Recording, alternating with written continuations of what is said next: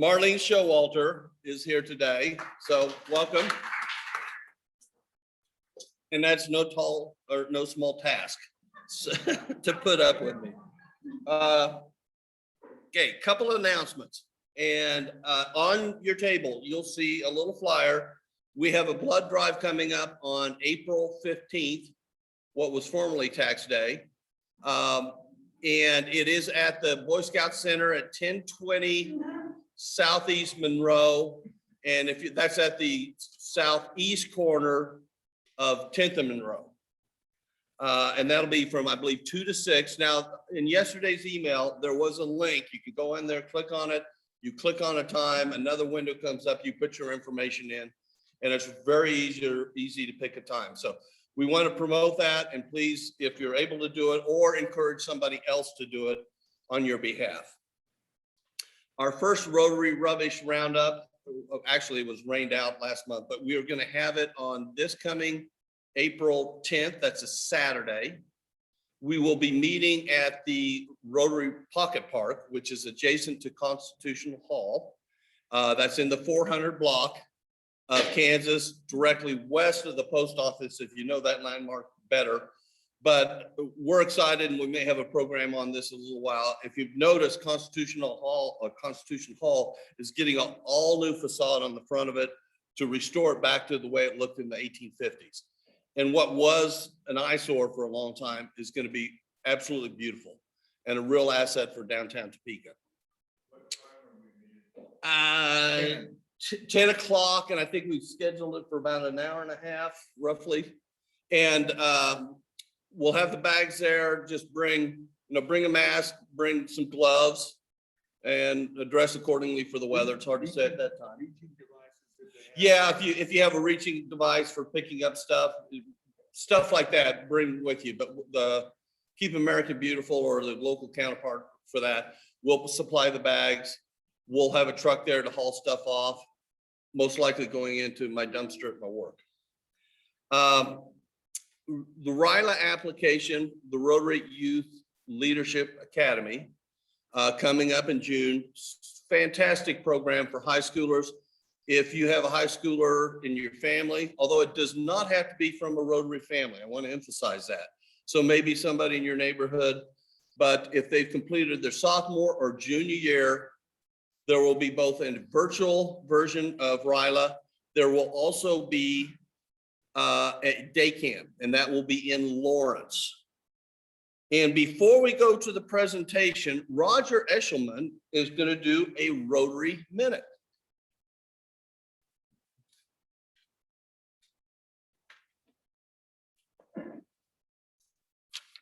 Thank you, everyone. On this beautiful spring day, we can reflect on many, many things, but I would like this moment, if you would be willing, as we gather as Rotarians, if you wish, you would stand and join me in an attitude of reverence.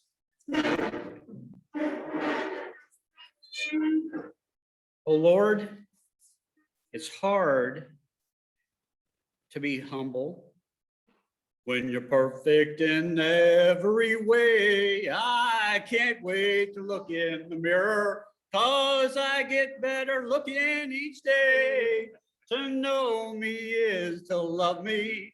I must be a hell of a man. Oh Lord, it's hard to be humble, but I'm doing the best that I can. As Rotarians, we are naturally humble, right? It's in our DNA. Service before self says it all, doesn't it? But we have so much to be proud of, really so much to be amazed about. Who else in the world does tackle and polio? What other entity or group could provide so much clean water? Who could provide so much sanitation services, curing river blindness and other diseases, exchanging youth and adults all around the world, creating more peace in more places than any other organization in the world? Rotary is freaking awesome.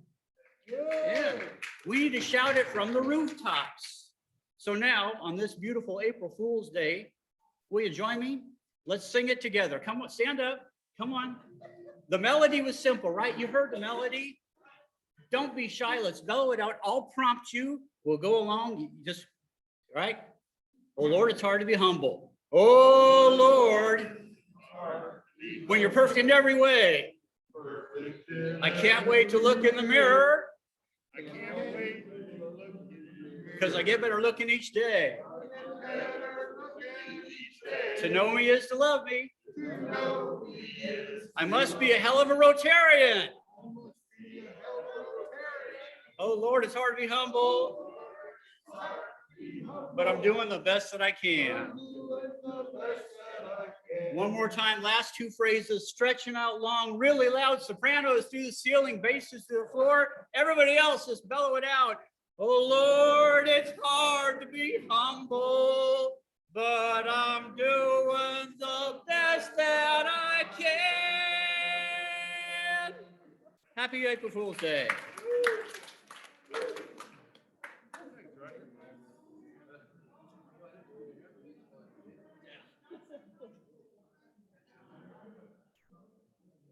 I didn't know what to expect. Well, Roger may have been the only one. But thank you, Roger. That was inspiring. Our presenter today is a club member, and I think almost everybody in this room knows Brenden. I don't have a long formal introduction, but what Brenden has done here at the zoo is absolutely fabulous. He's had a lot of help, but there's a lot going on. This is not the only thing going on in the zoo. This is just the most recent thing, and it's absolutely stunning, and the garden is great. But there's more coming down the pike. There's also been a change in governance. I think Brenda's going to get into that. So without further ado, Brenden Wiley is going to present.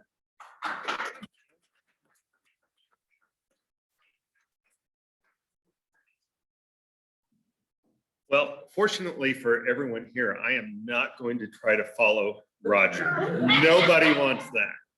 But bear with me for a minute while try to get presentation up here. Okay, there we go. Can you share your screen, Brenden? That might be asking a lot, Steve. So the funny thing here is I can't see. So somebody's going to have to. Administrator has to share the screen. I can, yeah, let me try. Let me try. So somebody that can. Oh wait, I can see. It's amazing the difference that when you put your glasses on. So I think it's that one we want to share. Which honestly has been one of my hardest things adjusting to the pandemic is the glasses fogging up. So You're sharing now. That's great. Thank you. okay, so first of all, before I get started, wanted to spend just a minute with some housekeeping notes. First of all, it is great to see everyone here. This room was meant to hold people. It opened last August, and we all know what that meant. So it is amazing to see people in this room, amazing to see Rotarians here. For some of the more senior members of our group, or if you're just having a rough day sometime, I do want to remind the group that there is a short little sneak through entrance to get into the space that is straight through the catering kitchen. Whenever Rotary is meeting here, we will always have the back service gate unlocked. Feel free to just come through that gate, come right through the catering kitchen into the space. If you're a member that wants to take advantage of that, but wants to do a dry run on how that looks or works, just give me a call and we'll walk through it together. Secondly, I saw Stan walking up and went, oh, gosh, we need a flag. So we will have a flag, a real flag. Well, not that that's not a real flag, but an appropriate flag here by the time we do this again. And then Stan and I have also talked about just finding some space here to store some Rotary stuff, whether it's name badges and whatnot. As Rotary becomes more incorporated into this weekly process, it will be much easier for us to manage some of those things. We also want to find a place to recognize that Rotary meets here, whether it's on this window right behind me or on a sign out front. we want to showcase that. And the reason is both personal and professional. Many of you have heard the story before that my father was a cancer survivor. He never would have had the life that he had without a focused initiative to defeat polio. The other reason is, as I look around this room, the people that are just here today that have made this zoo what it has become with time, talent, and money, we cannot thank you enough. And if you're new to Rotary and want to see the kind of Rotary/zoo history and learn all about Max the gorilla, just let me know. And we do have that presentation. Now, like Roger, I also wanted to recognize that it is April 1st, April Fool's Day. And Steve, can you tell me if Jim Ogle is on the Zoom? Can try. I haven't seen him yet. Okay, then I'll tell this story. But, you know, April 1st, April Fool's Day is kind of a, whether we want it to be or not, it's a day at any zoo. And one of the ways that we marked that here not long after I started, you may or may not know that there are 7 accredited zoos in the state of Kansas. Kansas has more accredited zoos per capita than any other state. It kind of speaks to how wildlife and animals are important to Kansas. So he has since retired. And although this story may not sound like it, I had an immense affection and respect for this man. But when I started working here, kind of the grand poobah of Kansas zoo directors was the Sedgwick County zoo director. And we were hosting here a kazoos meeting, coined by Gary Clark with the, I can't even do the sound, but kazoos was actually an acronym for Kansas accredited zoos. So we were hosting the kazoos meeting and managed to take the zoo director's chair from the Sedgwick County Zoo and cut about 2 inches off of each leg, so that when he sat down, he was just that much shorter than everyone else. Fortunately, I did not get fired that day. Now, the day that I thought I was almost going to get fired was another April 1st. Is there anyone from WIBW TV in the room? Okay. So the phone rings a lot on April 1st at a zoo. We get all sorts of calls for Mr. Lion. You know, so one year, it was like 2012, I think, we mocked up a press release, and it was zoo director Jim Lyon was making this announcement. And with him was veterinarian L. Affont.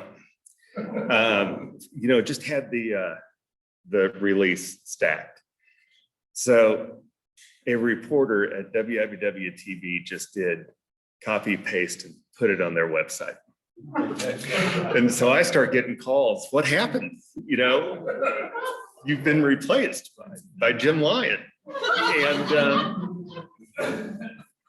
so I was reminded as and I'm trying not to look at Karen Hiller. I'm really trying not to look. I was reminded as a city employee that it was my job to release news. But anyway, I had never seen Jim Ogle so frustrated. And I don't remember if that was before or after he was on the Friends of Topeka Zoo board, but and I'm looking at Zach. Zach, I think it was slightly before your time, so I thought we were safe there. But so yeah, happy April 1st. So when Steve asked me to do this presentation, he asked that kind of talk about the change in governance. We are at an exciting point. Oh my gosh. So you know what? leave it to me to try to set up the technology to go with this. So I'm sharing the screen, but I can't advance my. Hey, so here's a question. Is there anybody that's technologically inclined in here? You have an employee that came and fixed it the last. I know. I'll call down here. Oh, wait. Maybe this will work. So it's changing it on my computer. I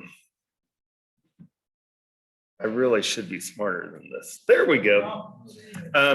Okay, so I do a lot of presentations. It's part of the gig when you're the zoo director. And almost always I talk about the past. So that's actually how I'm going to start this presentation. This slide this morning was titled Recent Accomplishments, and said, you know what, let's just call it like we think about it, and things we accomplished during the pandemic.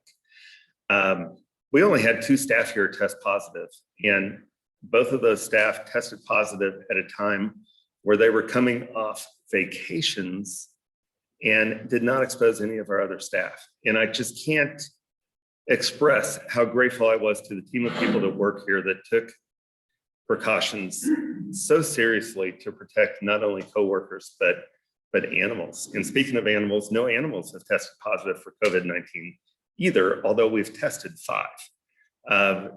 Coronaviruses are not a new or strange thing to animals. And we're definitely surveilling our collection. And to this day, and for some time in the future, the prevalence of COVID-19 will have us using a much more cautious animal management style.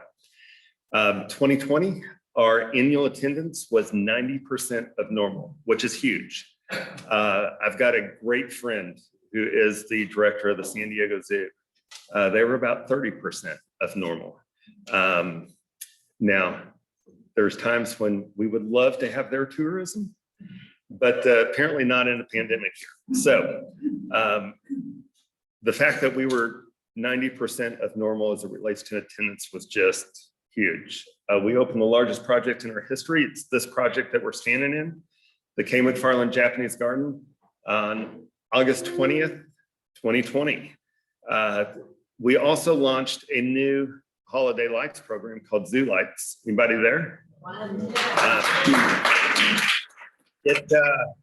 Thankfully, we had that planned about a year and a half ahead of time.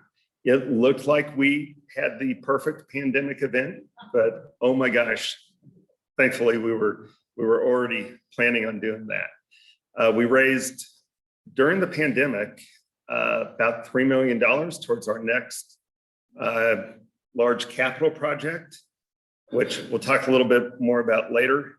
And because of taking advantage of some of the federal stimulus programs, as well as making some really good decisions at the first part of the pandemic, Friends of the Topeka Zoo ended with a net profit in 2020. So now we're in 2021, and you might be asking yourself the question, how are we doing now? So as we were fourth quarter 2020, looking at 2021, you know, it's really hard to argue that things are going to get back to normal in 2021.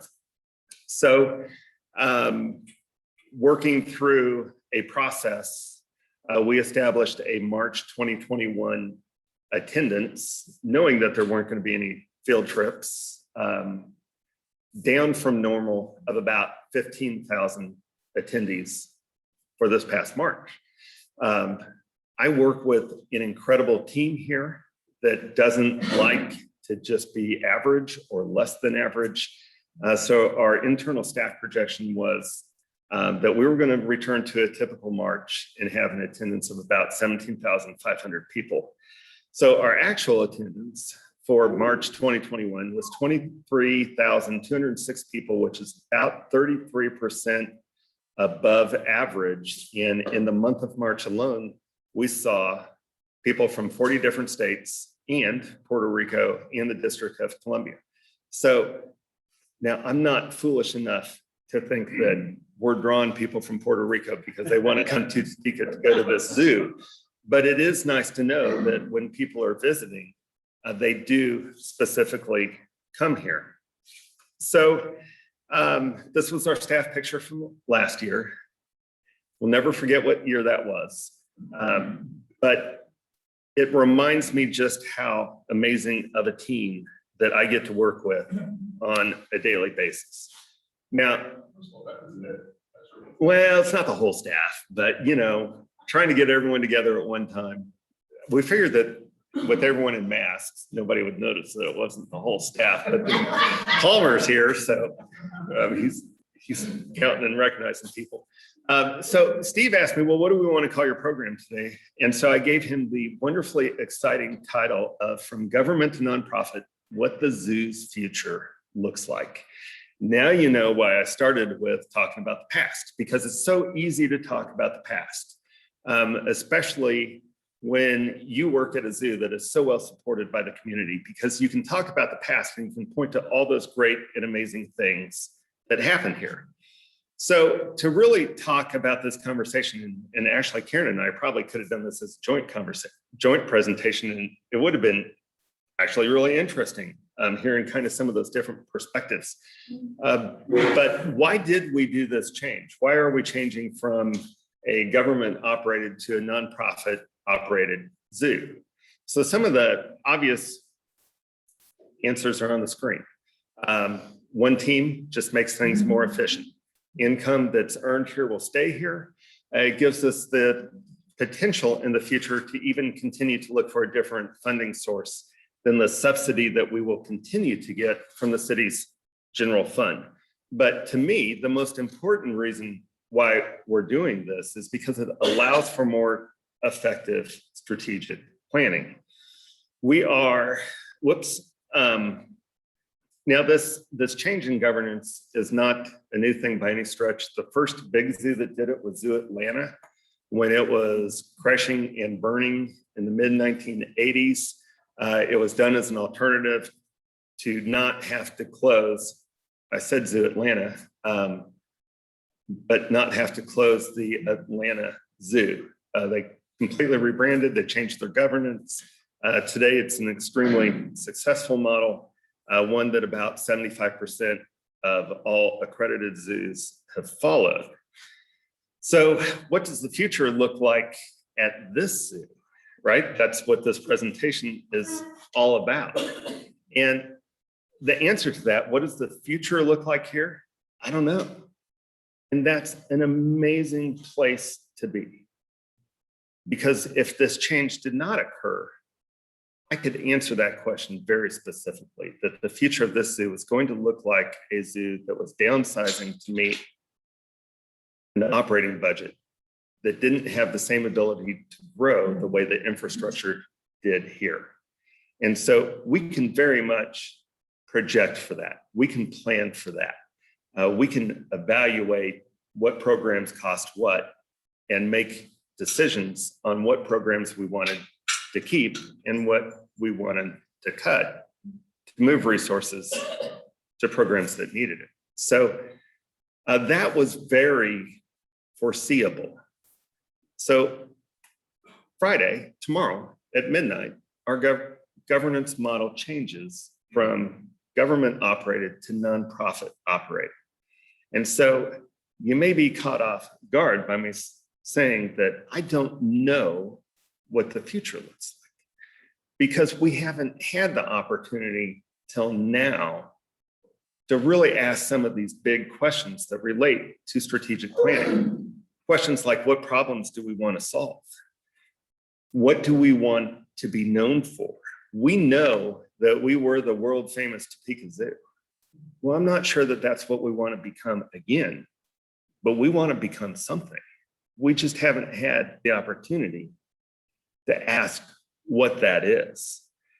So while I don't know what the future looks like, I know exactly how we're going to plot the path to answer that question.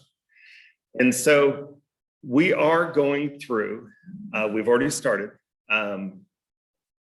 But now it ramps up. We're going through an 8-stage process that's really going to answer that question. What does the future of this zoo looks like? And that process starts with a sense of urgency, right? I mean, I just told you what the urgency was. When if we were to continue our same operating model as we have today, we know that we were going to have to get smaller. Well, the governance changes Friday at midnight, but Saturday at 8 a.m., it's still the same people doing the same thing with essentially the same amount of money. But what it does is it creates an opportunity if we're smart enough to capitalize on that opportunity. So the urgency is there. This governance change sets the ability for us to change and become, as long as we take that opportunity to do it. The second stage of this process is creating a guiding coalition. For the most part, that's our staff here, staff that are actually going to change how we do things to become a different and better place. But it will include other people as well, whether it's stakeholders, community leaders, board of directors. Number 3, develop that vision and strategy. Those are those big questions that we're talking about. What do we want to become? Who do we want to be? What do we want to be known for? And once we have that vision and strategy, then we've got to communicate that. We've got to communicate it to our people that work here, the people that we're going to hire, our volunteers, our stakeholders, the community. Everybody that has some interaction with the zoo has to understand, or at least know a little bit about what this organization is that we're trying to become. We're going to empower broad-based actions. We're going to encourage people to take risks. We're going to encourage people to think outside the box. We're going to encourage people to solve problems that we never thought were solvable before.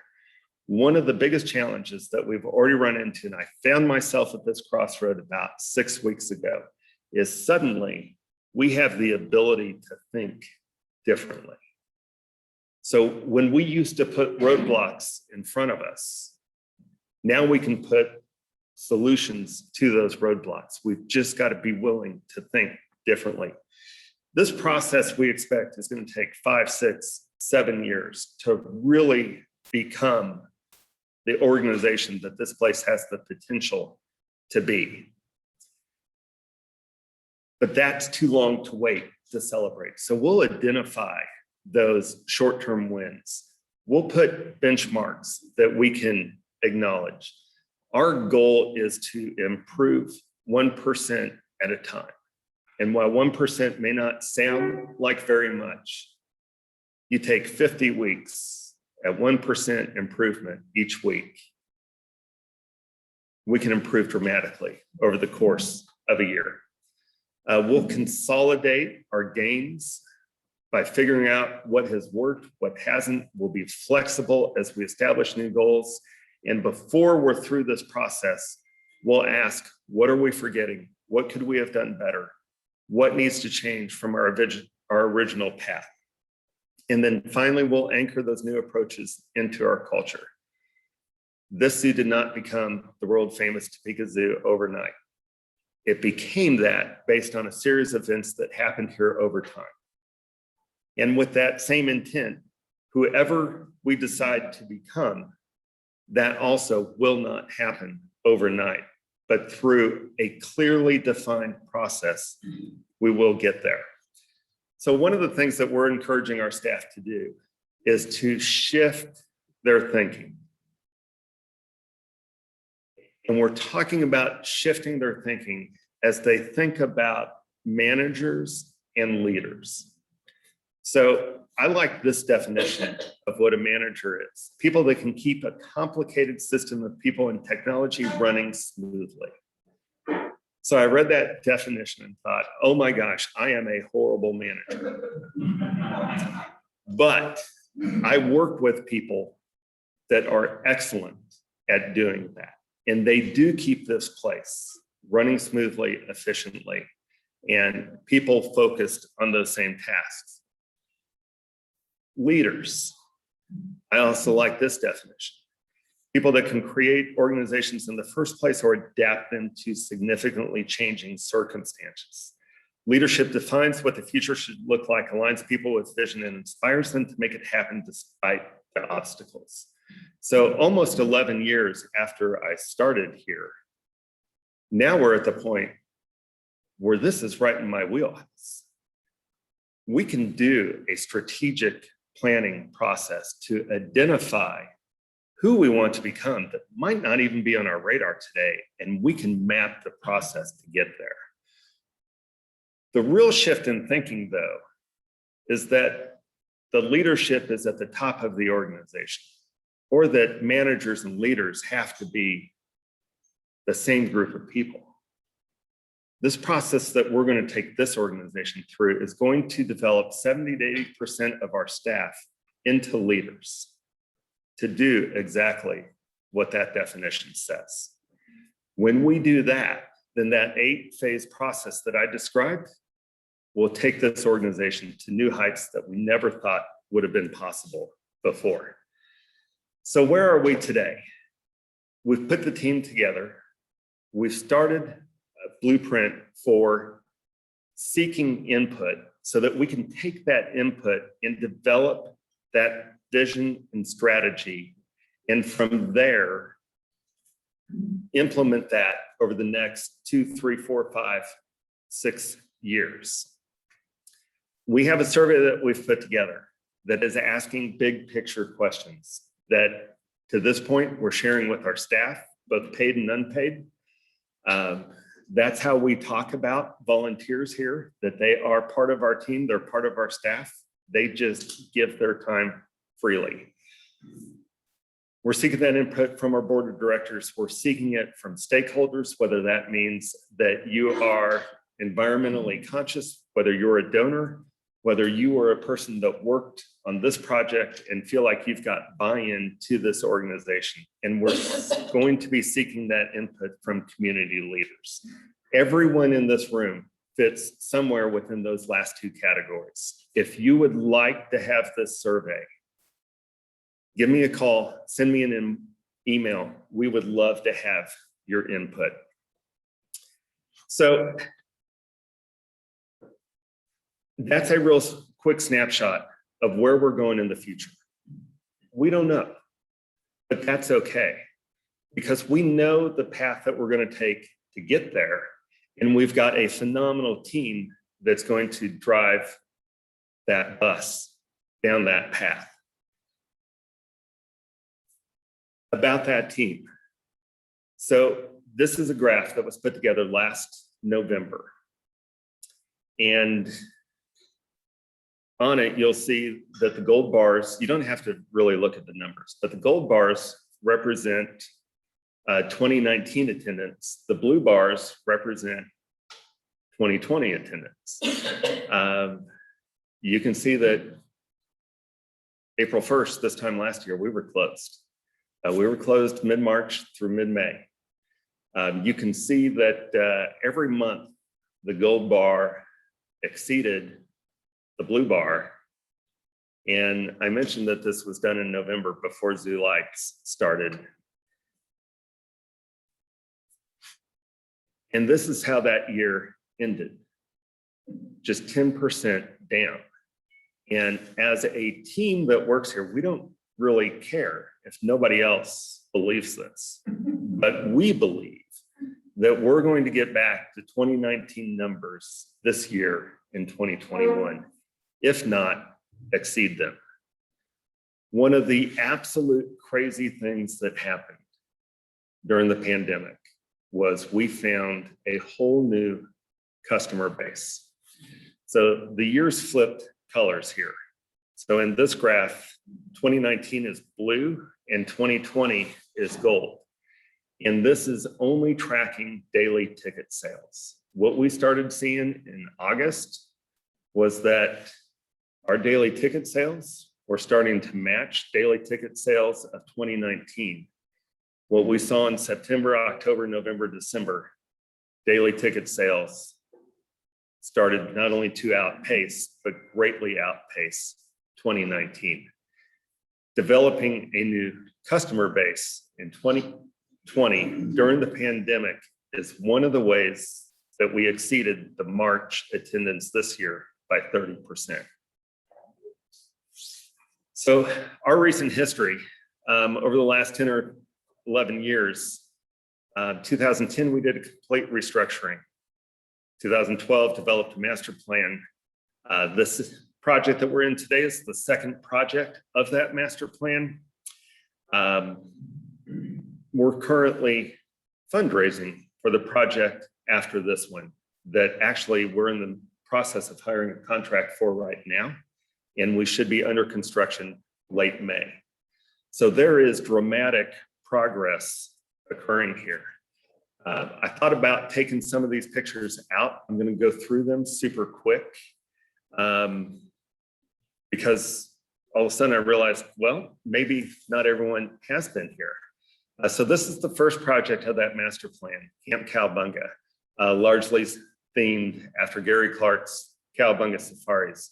This picture now, you can only take this picture for about 3 weeks. Then the grass starts to brown and fall over. But during those 3 weeks, you can get pictures just like you can in Africa. That picture was taken right here at our zoo. That project was built in a way to be interactive with people, to be behaviorally enriching for the animals that live there, and be a place that was easy to work by the staff. If you're on the Zoom call, this building right here is where the in-person meeting is today. This picture on the left, I just love this picture on the left. This was actually the first wedding that occurred here. That's a staff person getting married. And if you really want to come and look closely at this picture later, the bridesmaid on the far left is a cardboard cutout because due to the pandemic, she couldn't get here to be in that wedding. I left some of these pictures in here today because it shows the garden green and beautiful. But when you look out these windows today, you can see the garden coming back to life. From the magnolia tree, there's cherry blossoms. Actually, I said tree, it's a bush. I'm not a plant person, nor do I ever pretend to be. But the Japanese garden is a project that will continue to grow for decades to come. And actually, this structure is just through those windows.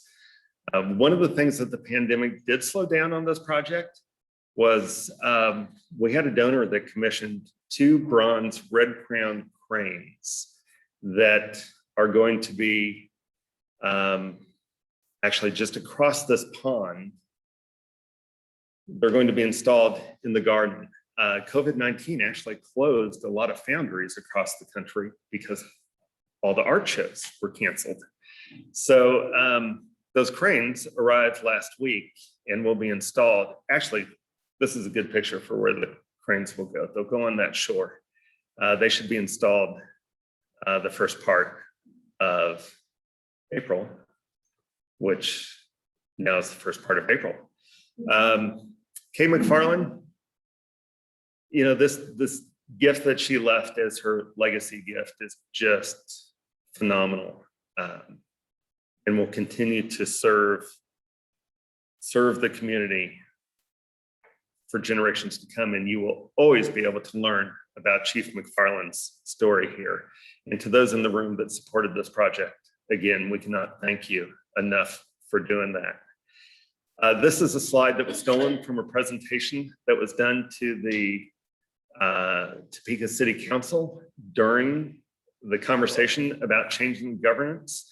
It does speak to an aggressive plan for rebuilding areas here at the zoo. We talk about a master plan that is really a capital maintenance plan that goes in and renovates existing projects here at the zoo. But we're doing it in a way that when we're done with those areas, it feels completely new, invigorating, and different. I like this graph because it reminds me that the experts that put this together don't know my team as well as I do. And we're going to far exceed what this intends for us. I included this slide to just show that we do have a plan for growth. We've got a plan for maintaining the zoo. When we pair those plans with a new vision of who we want to become, watch out, because you're going to be amazed by what we'll accomplish here. I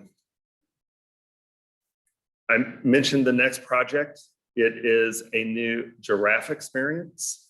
I'm also watching the clock. It's going to build a 10,000 square foot giraffe barn that will interact with the Camp Cowabunga experience and continue to provide opportunities for families to congregate here. April and May are going to see a relaunch of this Japanese garden. If you wanted to mark one date in your calendar, I would recommend that you identify April 10th. On April 10th, we're going to try to have, we're not going to call it a ribbon cutting ceremony, but we're going to try to have the activity here that we would have had if we could have opened this facility, this garden, in a non-pandemic time. There will be kimonos in this room. There will be samurai armor here. There will be the traditional drum ceremonies. There will be Japanese harpists. This garden is special in our community, but it's also special to communities around us because of what it represents to different cultures. If you look through the window right behind you, that structure where those people are sitting, if there's ever a second phase of this garden, that can be converted into an authentic Japanese tea house. And those benches that they think they're sitting on would actually be the tables where you would sit on the ground and then meditate out over the water. So we're in 2021. We are officially in spring. We expect great things here this year. In so many ways, we feel like we are just getting started. Thank you for the opportunity to share this program today. Hopefully you'll allow me to share updates. Hopefully many of you will want to partake in that survey. This is an exciting time that we're about to embark on. And rarely do you get the opportunity to redefine who you want to be. And that's exactly where we are today. And the who we want to be is who our community wants the zoo to become. So it's 1 o'clock. If there's time for questions or if we just need to adjourn, Stan, I'll leave that up to you. Maybe one or two quick questions, but I think Brenden will stick around for a few minutes, so you have a chance to ask questions. Right? Can you touch a little bit on the initiation of the process of changing over to the format and kind of what took place between the zoo and the city council and so on? Sure, and I think Greg used the word briefly. I'll try. So it really started in 2009. Things were kind of at a bottom here. And there was a outside review of the zoo that recommended that this be a zoo that really looked at operating through a private-public partnership. Quite honestly, 2010, 2011, things were bad enough here that we needed the support of just about every city department to turn this zoo around. By 2012, we were on a much better path and fully accredited again, and not seeing 3-page non-compliant reports from the United States Department of Agriculture. So Chris is chuckling there because he inherited the board chair of Friends of the Zoo during one of the most awkward points in our history, and was very much a part of turning this around.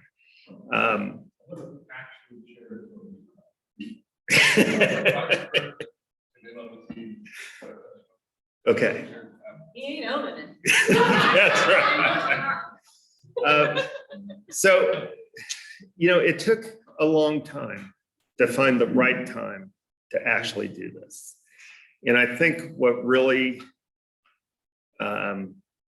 signified that it was the right time was we had gotten to that point where to fund the operation appropriately, we were either going to have to do one of two things. We were going to have to downsize to appropriately fund what we had left, or change our model to just take a different approach, and opted for the latter.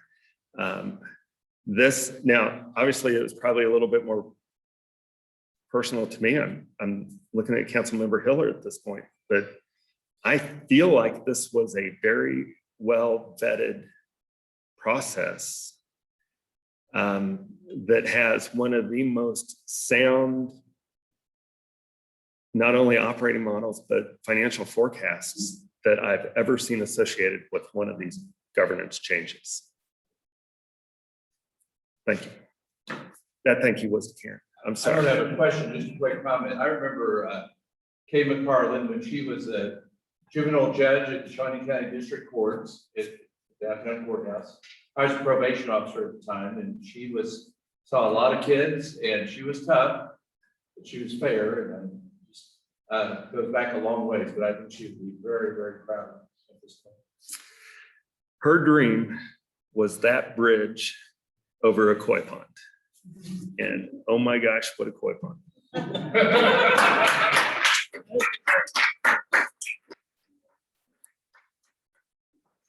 Great presentation. There's at least one announcement I forgot to mention. You'll notice the cups are back out on the table. And so please, historically, we would have a local charity per month. And that was really decided by the local foundation, because this money goes to the foundation, then it goes to a local charity. We didn't do that this year. All we're going to try and do is build that fund back up a little bit, and probably starting with the next Rotary year, we'll have the local foundation resume that practice of picking a charity per month. So we have not collected the funds, but once or twice this year. So please be generous. I feel like we've hit a restart button, and I'm very excited about this. We are going to try and get our committee structure back up and operating, because it's basically been dormant for about 9 months now. So don't be surprised if we send you an email or give you a call and say, we would like you to serve on this committee, perhaps chair it, help us out, because we really need to get moving again. And I think we can do that, and this is a great way to start. Our meeting next week, our presenter is our very own Larry Goronsky. And Larry's going to talk to us about what's going on at TPAC. So look forward to that. Larry's always entertaining. And with that, let's do the four-way test, please. Of the things we think, say, or do, is it the truth? Is it fair to all concerned? Will it build goodwill and better friendship? Will it be beneficial to all concerned? Will it be fun and kind? That's 4 and 5. Thank you for attending today.